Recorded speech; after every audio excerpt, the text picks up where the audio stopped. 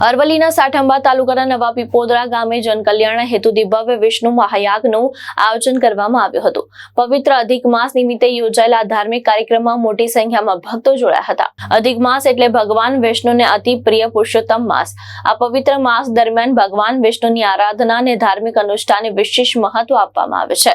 ત્યારે સાઠંબા તાલુકાના નવા પીપોદરા ગામે જનકલ્યાણ હેતુથી સાબર ડેરીના ચેરમેન શ્યામળભાઈ પટેલ પરિવાર દ્વારા ભવ્ય વિષ્ણુ મહાયાગનું આયોજન કરવામાં આવ્યું હતું। વૈદિક ભૂદેવોના મંત્રોચ્ચાર વચ્ચે ભગવાન વિષ્ણુનું પૂજન અર્ચન કરવામાં આવ્યું। યજ્ઞ દરમિયાન પુરુષોત્તમ સ્ત્રોતના પાઠ સાથે આહુતિનું અર્પણ કરવામાં આવી। શાસ્ત્રોક્ત વિધિ મુજબ યોજાયેલા મહાયાગમાં સમગ્ર સમાજ અને વિશ્વના કલ્યાણ માટે પ્રાર્થના કરવામાં આવી। સાંજે યજ્ઞની પૂર્ણાહુતિ સાથે સમગ્ર વિસ્તારમાં ભક્તિ અને આધ્યાત્મિકતાનો માહોલ જોવા મળ્યો હતો।